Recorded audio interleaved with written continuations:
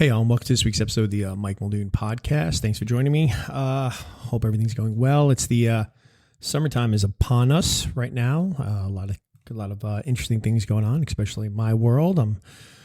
It's been pretty crazy the last couple of weeks. We'll see how the next few weeks go. But here I am for you as always. So again, thank you so much for listening, tuning in.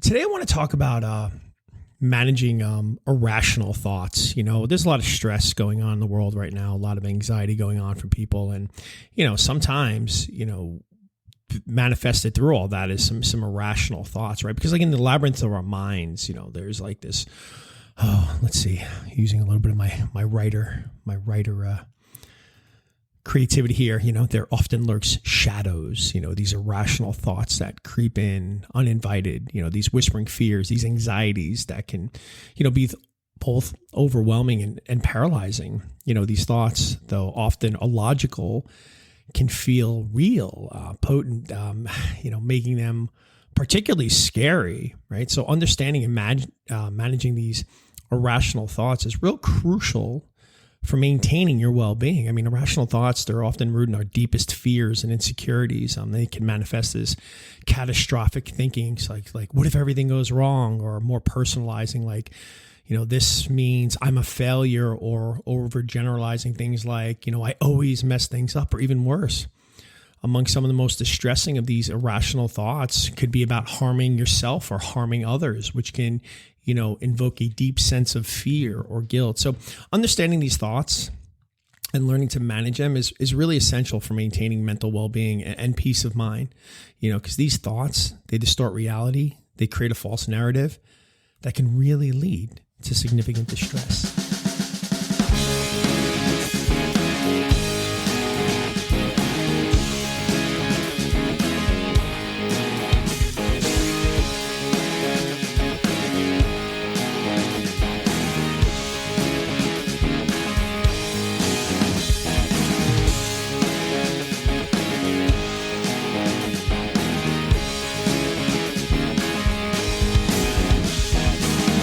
Let's go ahead and dive into some real life examples where people might often experience like irrational thoughts. Maybe this might help you out a little bit. Like, imagine that you're preparing for a big presentation at work and you find yourself thinking, I'm going to completely mess this up and everyone will think I'm incompetent. This thought is a classic example of catastrophizing, where we assume that the worst possible outcome is going to happen. Or just consider scrolling through social media and seeing friends post about their latest achievements, which might lead, to the irrational thought of, I'm not as successful as they are. I'll never achieve anything. I mean, this is an example of comparison thinking. We measure ourselves against, the worth of others, which, it's really interesting when you talk to people about social media. You go, what do you think about it? And everybody will always say, oh, everybody's just showing their best life. Everybody is. And for the most part, everybody is just showing their best life. And you say that and you go, okay, so you see that everybody's showing their best life. And they're showing their best life. But yet some people, even knowing that everybody only shows their best life, still compares themselves to those people and then feels bad about their own life, which is just, it's mind blowing. It's somebody showing their best life. You admit that you recognize a lot of times it's people showing their best life, and yet they compare themselves to people who are only showing their best lives and then feel bad about themselves. But you shouldn't. You shouldn't feel bad about yourself. Don't compare yourself. Don't unfairly measure your worth against others off of a bunch of pictures. Even in personal relationships, you might think if I express my true feelings, they'll leave me. Well, this fear of vulnerability can be crippling and is often based on past experiences rather than your current reality. I mean, even those intrusive thoughts that I touched upon earlier about maybe harming others are a common and misunderstood aspect of the human experience. They do not reflect your true intentions or characters, but they are scary. Right? They are scary that, you have this sudden irrational fear that you might hurt somebody, you might harm somebody.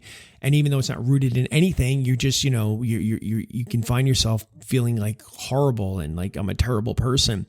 But again, this is kind of what anxiety a lot of times do is that, you have a challenge in one area, but it'll manifest itself into something completely else. Right? It's like an argument, in a relationship. The husband or wife might get in an argument about how, nobody's taking out the trash. But realistically, let's be honest, the argument has nothing to do about the trash. The trash has just become the thing we're going to argue about. But realistically, the argument might be that you don't give me enough attention, or you don't see me, or you didn't do this from a week ago, whatever it is, right?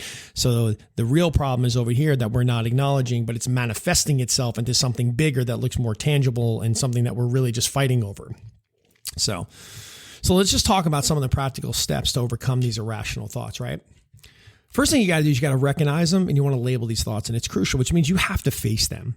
Yes, it's easier to try to distract, drugs, alcohol, whatever you need to do to distract from facing these, from these thoughts. But at some point you got to turn and face them.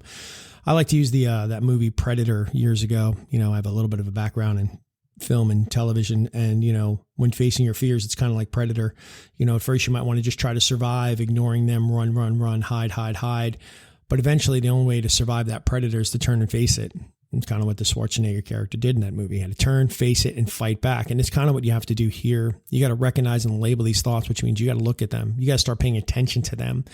You got to start paying close attention to your thought patterns and identify when an irrational thought pops up. Label it for what it is. It's a distorted perception. It's not a reality. For example, if you catch yourself thinking, look, I'm always going to fail at this, stop and acknowledge that this is an irrational thought. Naming it also can just help reduce its power. Challenge the thought. Once you've identified the irrational thought, ask yourself, what evidence supports this? What evidence contradicts it?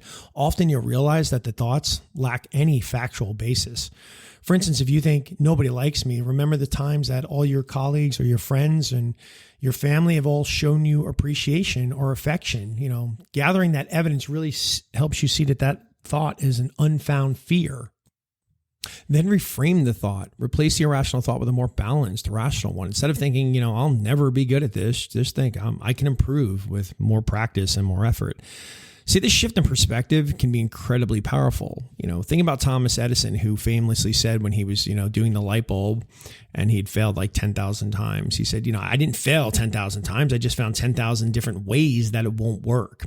His reframing of that failure as a step towards success is a perfect example of changing your mindset on it. This one is something that's really important to me, and I talk about it probably every week. You hear it, mindfulness, but it's so true. Most of our problems and fears and concerns we have take place in the future. They're in the future. They haven't happened. We will drive ourselves crazy. We will be so upset. We'll be so mad. We'll create dramas in our head. You might even fight with somebody in your head. You might cause yourself incredible amount of fear, worry, concern, everything for something that may not even happen in the future. And that's why it's important to practice that mindfulness, staying grounded in present moment, right? Focus on the now. That's why they always talk about like deep breathing or meditation, all that. Because if you can stay here, right here where everything is fine, I'm good, there's no challenges right now, then, it's going to alleviate some of those stressful moments, right? Take a few deep breaths, focus on what is going on here. Because again, like I said, most of our worries, concerns, fears, whatever it is, are in the future. Sometimes don't even arrive. And I think I've mentioned this quote a million times, and I loved it from Mark Twain. I've had many great tragedies in my life, some of which actually happened. So again, we create a lot of things in our mind, but again, mindfulness, stay here, right here. Now, if you're really concerned, you're really worried, seek support. We talk about this all the time. Talk to a friend, talk to a coach, talk to a counselor, talk to somebody, a therapist, anybody can provide some perspective and support. Sometimes just voicing our fears, our worries, our concerns, our thoughts can diminish their power. Oprah Winfrey, look how successful she is in the world. And she's often talking about the importance of her support network that helped her overcome her self-doubt. Look for triggers. And I know where a lot of people are getting their triggers, especially when it comes to sort of comparison thinking, right? But it's really essential to limit exposure to triggers. Identify and reduce your exposure, to these situations, or any of this content that might provoke irrational thoughts. Now, I'm saying that you got to face your thoughts, but if you can eliminate them even coming up by, eliminating exposure to certain triggers, then that's good. I mean, this might mean for some, cutting down on social media time, avoiding certain conversations, setting boundaries in your personal and professional life with people. But if you're somebody who's scrolling through Instagram and it makes you feel inadequate, consider taking a break from it, especially when you know that you're only getting the best life from people. If you have to, educate yourself. If you can really understand more about your intrusive thoughts, your irrational thoughts, why they occur. You're going to demystify them. You're going to also realize you're not alone, and you're going to reduce their power, reading books, articles, whatever. Get on the Google, reduce, look at resources on anxiety. Most importantly, OCD, obsessive compulsive disorder, as a lot of where irrational thoughts come into play, right?